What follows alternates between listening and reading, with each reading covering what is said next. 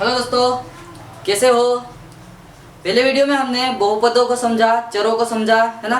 आज के वीडियो में हम घात क्या होती है यह देखेंगे, या फिर हम देखेंगे कि घातांक क्या होता है। ठीक है ना।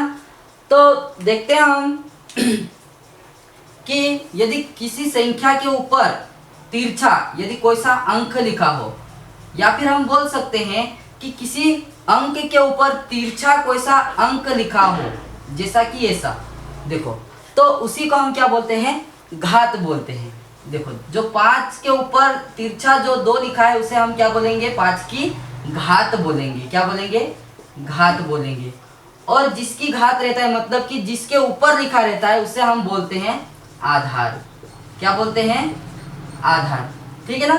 तो घात की सीधी सी एक परिभाषा होती है कि ऐसा अंक जो यह बताए कि किसी संख्या का खुद में कितनी बार गुणा हो रहा है ना।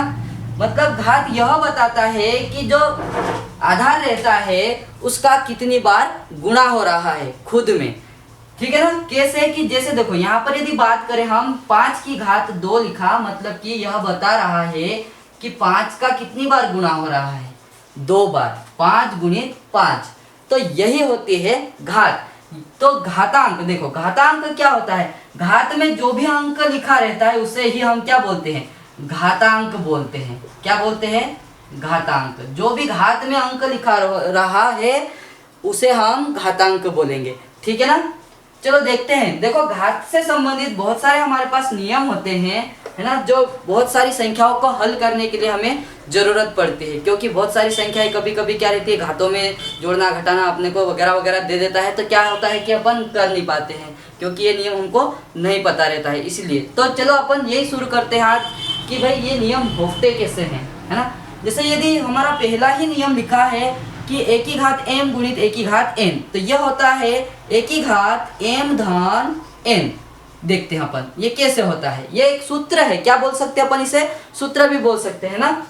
देखो, यदि कोई सी संख्या ले ले हम, जैसे 3 की घात 2 गुणित 3 की घात कुछ ले ले 4, तो क्या होगा।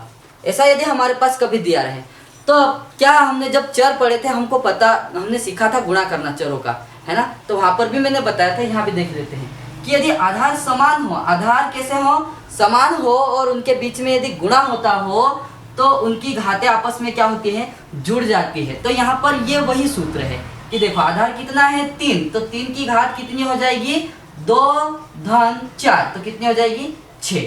तो यही इसका हम आंसर मान सकते हैं। इसे और सरल कर सकते हैं, मतलब कि यहाँ पर क्या बता रहा है कि 3 गुणित 3 गुणित 3 गुणित 3 गुणित 3 गुणित 3, इसे हल कर सकते हैं अपन।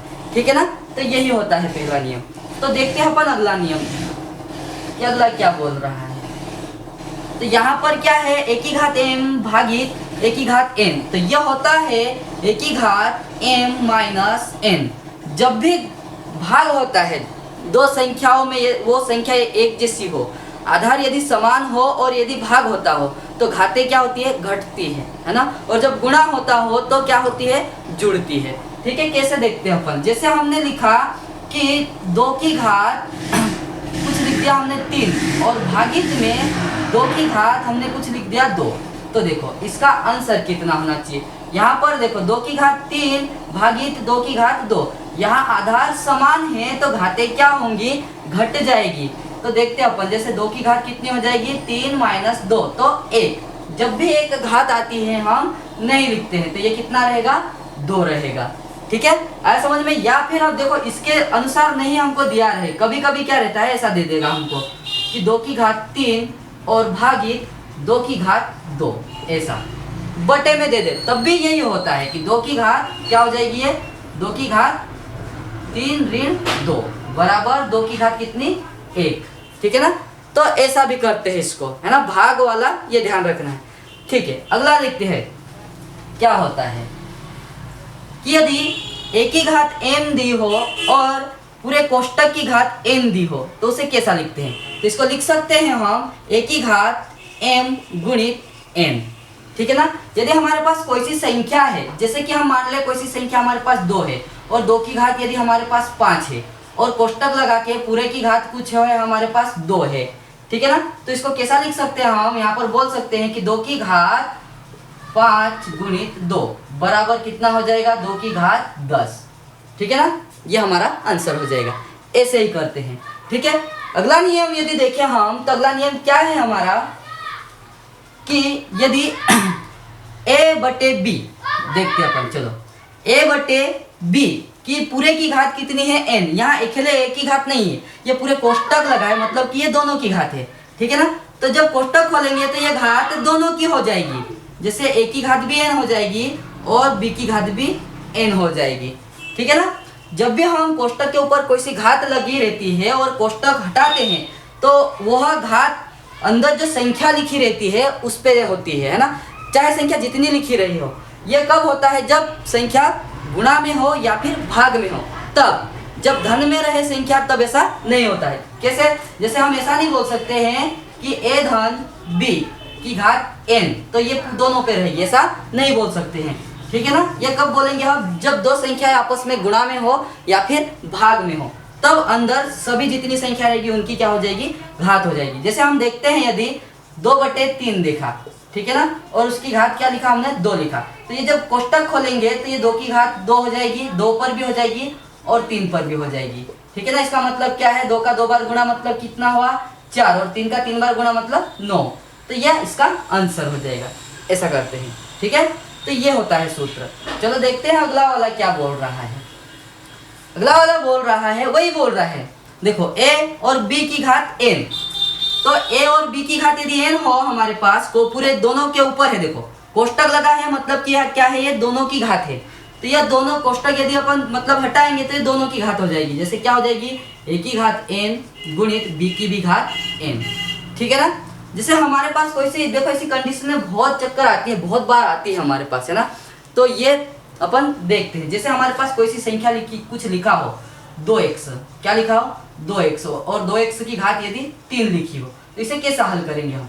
तो पहले तो देखो ये 2 की घात भी 3 हो जाएगी और गुणित में x की घात भी 3 हो जाएगी, है ना, तो बराबर कैसे करते हैं अपन, जैसे 2 की घात यदि 3 हुई तो क्या हो जाएगा, 8 हो जाएगा, और ये क्या हो जाएगा, x। 2 की घात 3 मतलब कि 2 का कितनी बार गुणा, 2 गुणित 3 बार, 2 गुणित 2 गुणित 2।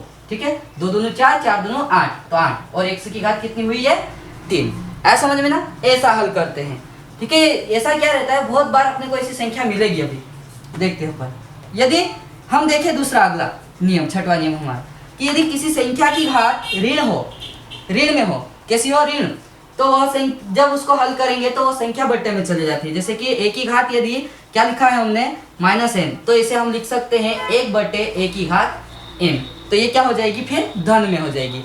कैसे हो जाएगी, धन में। या फिर यहाँ यदि देखो, जैसे यदि ऐसा लिखा हमने कि a की घात 1/a की घात ऋण 1, तो इसे हम वापस वैसा की वैसा लिख सकते हैं, a की घात n, मतलब कि देखो घात यदि ऋणात्मक रहती है तो उसे कहाँ ले जाते हैं अपन, बटे में, और घात यदि बटे में ऋणात्मक हो तो उसे कहाँ ले आएंगे, गुणा में जाएंगे। ठीक है ना, तो यही होता है अगला नियम, है ना, इसे देख सकते हैं अपन। यदि आगे बात करें कि यदि हमारे पास जैसे 2-3 संख्या रहे एक जैसी, एक मतलब कि आधार, जैसे 2 लिया तो 2 ही 2, है ना, तो उनके ऊपर यदि अलग अलग घात हो, सभी के ऊपर क्या हो, अलग अलग घात हो, तो देखते हैं कैसा करते हैं। देखो यहाँ पहली 2 संख्याओं में गुणा हो रहा है, फिर क्या हो रहा है, भाग हो रहा है। तो जब ऐसा दिया रहता है तो देखो हमको पता है कि आधार समान हो और गुणा होता है तो घातें क्या होती है, जुड़ती है। मतलब कि यहाँ तक यदि 2 पदों में देखें तो घातें क्या होंगी, जुड़ जाएगी, मतलब कि x धन y हो जाएगी। पर यहाँ से क्या हो रहा है, भाग, तो ये जो घात होगी वो क्या हो जाएगी, ऋण हो जाएगी। ठीक है ना, क्योंकि जब भी भाग होता है तो घात क्या होती है, घटती है। ठीक है, आया होगा समझ में। अगला सवाल देखते हैं अपन, है ना, अगला सूत्र देखते हैं। सीधी सी बात है, ये अपने को याद रखना है, इसके अनुसार ही हम क्या करते हैं, बहुत सारी गणित की संक्रिया करते हैं, ये भूलना नहीं है, क्योंकि करते ही हम। चलो देखते हैं अगला क्या है, 8वां हमारे पास है कि यदि हमारे पास दिया हो a/b कोष्टक के घात ऋण 1 हो, क्या हो, ऋण 1। जैसे कोई संख्या ले लिया हम, जैसे हमने लिया 2/3 और पूरे की घात कुछ ले लिया हमने, ऋण 1 ले लिया, है ना, क्या ले लिया, ऋण 1, तो इसका आंसर कितना आएगा। ठीक है, तो हमने क्या देखा, जब भी हम कोष्टक खोलेंगे तो घातें क्या होगी, दोनों के ऊपर रहेगी। ये देखो कोष्टक के ऊपर है, इसका मतलब कि ये जो घात है इसकी भी है और इसकी भी है।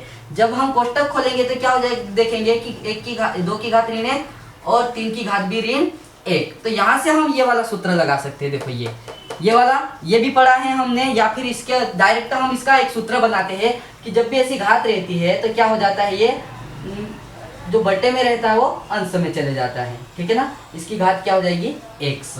ऐसा समझ में देखो, जैसे ये ऋण 1 लिखा है मतलब ये ऊपर चले जाएगा, और ये ऋण 1 लिखा है ये नीचे आ जाएगा, तो ये हो जाएगा 3/2। और घात कितनी है, 1, इसलिए नहीं लिखते। यदि यहाँ पर 2 रहती, क्या रहती, 2 रहती, तो क्या लिखते हैं हम, 3 की घात भी 2 हो जाती और 2 की घात भी यहाँ पर 2 हो जाती।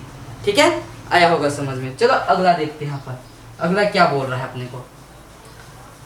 तो अगला सूत्र हमें बोल रहा है कि a की घात m बराबर a की घात n। ठीक है ना, तो यहाँ पर क्या दिख रहा है हमको, आधार समान दिख रहा है। क्या दिख रहा है, आधार समान दिख रहा है। जब भी आधार समान दिखता है और दोनों संख्याएं किसी आपस में बराबर हो तो क्या होता है, ये संख्या से ये संख्या हम काट के किसे लिख सकते हैं, हम m बराबर n। मतलब कि यहाँ पर क्या होगा कि वो संख्या छोड़ के क्या बराबर हो जाएंगे, उनकी घाते, है ना।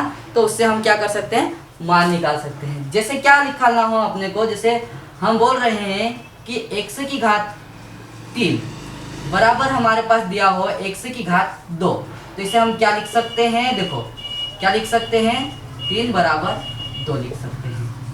ठीक है ना, आया होगा समझ में। अब अगला देखते हैं, हमारे पास हमने क्या लिखा है अगला, कि यदि a की घात n बराबर b की घात n, तब क्या होगा। ठीक है ना, तो यहाँ भी हम जैसे यहाँ किया है ना, सेम जो हमको समान दिखता है ना उसको हटा देते हैं। जैसे यहाँ से क्या हटा देंगे, हम n को हटा देंगे, तो ये क्या हो जाएगा, a बराबर b हो जाएगा। कितना हो जाएगा, a बराबर b। देखो यहाँ पर मैं सीधा सा एक बता रहा हूँ कि तुमको याद कैसे कर रखना है ना। इसको यदि हल करके देखे ना तो अपन हल भी करके देख सकते हैं, है ना। ठीक है ना, तो ज़्यादा अभी लोड मत लेना, जब और ज़रूरत पड़ी तो और अपन करेंगे इसके हिसाब से। ठीक है, चलो देखते हैं अगला वाला, कि यहाँ पर क्या लिखा है कि किसी संख्या की घात यदि क्या हो, सम हो, क्या हो, सम हो। देखो जैसे हमने कोई सी ऋणात्मक संख्या ले ली, जैसे 2 ले लिया, ऋण 2, उसकी घात सम लिखा है, मतलब कि यदि सम की बात करें ना तो सम क्या होता है, 2 4 6 8 10 जो भी अपन पढ़ते हैं। यदि उसकी घात यदि सम हो तो उत्तर क्या रहेगा, हमेशा धन में आएगा। जैसे ऋण 1 की घात यदि सम है तो क्या होगा, उत्तर जो भी आएगा वो कैसा आएगा, धन में ही आएगा, जो भी उत्तर आएगा हमारा। ठीक है ना, जैसे हमने क्या लिखा, ऋण 2 की घात 4 लिखा, तो यहाँ से अपन ज्यादा हल करके नहीं देखेंगे कि भाई कैसे होगा। हमको तो एक बात ध्यान रखना है कि यदि घात सम आ रही है और ऋणात्मक संख्या है तो उसका जो भी आंसर आएगा वो कैसा रहेगा, धनात्मक रहेगा। जैसे यदि इसको गुणा करना चाहे तो कैसे करते हैं अपन, जैसे ऋण 2 गुणित ऋण 2 गुणित ऋण 2 गुणित ऋण 2, देखो इतना गुणा करके देखेंगे। तो यहाँ पर चिन्हों में क्या होता है कि गुणा करने में कोई कोई बच्चे चकरा जाते हैं। जैसे कि यहाँ पर ऋण में ऋण का गुणा हुआ तो क्या हुआ, धन, धन का ऋण में गुणा हुआ तो ऋण, ऋण का ऋण में गुणा हुआ तो धन। ठीक है ना, ऐसा करते हैं। इसलिए अपने को तो ये बात ध्यान रखना है कि जब भी घात कैसी हो, सम अंक आए तो ऋणात्मक संख्या कैसी हो जाती है, धनात्मक हो जाती है। मतलब जो भी उत्तर आता है धनात्मक। जैसे क्या आएगा यहाँ पे, 2 दूनी 4 4 दूनी 8 8 दूनी 16, ये हमारा क्या आंसर है, 16। 2 की घात, ये ऋण 2 की घात यदि 4 हो तो ये कितना होगा हमारा, 16। सीधा सा कहने का मतलब है देखो यहाँ पर लिखा नहीं हमने, यहाँ a बराबर b। ठीक है ना, सीधा से कहने का मतलब क्या है कि भाई सम अंक आए यदि हमारी घात में और हमारी संख्या ऋणात्मक हो तो वो कैसे हो जाएगी, धनात्मक। ठीक है ना। और अब अगली बात करते हैं अपन की, हमारे पास पहले से ही यदि ऋणात्मक संख्या हो और उसकी घात क्या हो, जैसे हमने ऋण 3 लिखा है ना, और उसकी घात विषम हो। विषम का मतलब देखो, विषम संख्या हमने पढ़ी है, जो जिसने हमारी संख्या पद्धति नहीं पढ़ी वो जाके वीडियो देख सकते हो, है ना, वहां पर हमने सब बताया है। ठीक है, तो यहाँ पर यदि ऐसा आ जाए कि भाई किसी संख्या ऋणात्मक संख्या की घात यदि विषम आ जाए तो क्या होगा, उत्तर हमेशा ऋण में ही आएगा। उत्तर कैसा आएगा, हमेशा ऋण में आएगा। ठीक है ना, कैसे, जैसे कि हम बात करें ऋण 3 यदि इसका गुणा करें, ऋण 3 गुणित ऋण 3 गुणित ऋण 3, देखो सबसे पहले चिन्हों का ऋण का ऋण में किया तो धन, धन का फिर ऋण में किया तो ऋण आ जाएगा। कितना आ जाएगा? ऋण। और 3 3 9 9 3 27। देखो तो इसका आंसर कितना आया? ऋण 27। ठीक है ना। आपने को तो क्या बात याद रखना है कि कभी भी यदि विषम संख्या आ जाए घात में और संख्या हमारी ऋणात्मक हो तो उत्तर भी हमारा कैसा आएगा? ऋण में ही आएगा। ध्यान रखना। ठीक है, चलो अब आगे बात करते हैं। कभी हमारे पास ऐसा दिया जाए कि a की घात x बराबर b, तो क्या होगा? ठीक है ना। तो ये क्या होता है? जब भी घात का हम पक्षांतर करते हैं, घात का क्या करते हैं? पक्षांतर। जैसे कि यदि हम लिखे कोई सी संख्या ले ले 2 की घात 2, है ना, बराबर हमारे पास 3 हो। यदि घात का कभी भी हम पक्षांतर करेंगे तो ये क्या हो जाती है? करनी हो जाती है। क्या हो जाती है? करनी हो जाती है। तो ये 2 क्या हो जाएगी? 2 का घात का हम पक्षांतर करेंगे तो ये क्या हो जाएगी? करनी 3। यदि यहाँ पर अगली बार हो सकता है कि 2 की जगह पर 3 लिखा है। क्या लिखा है? 2 की जगह पर 3 और बराबर में 3। तो अब क्या होगा?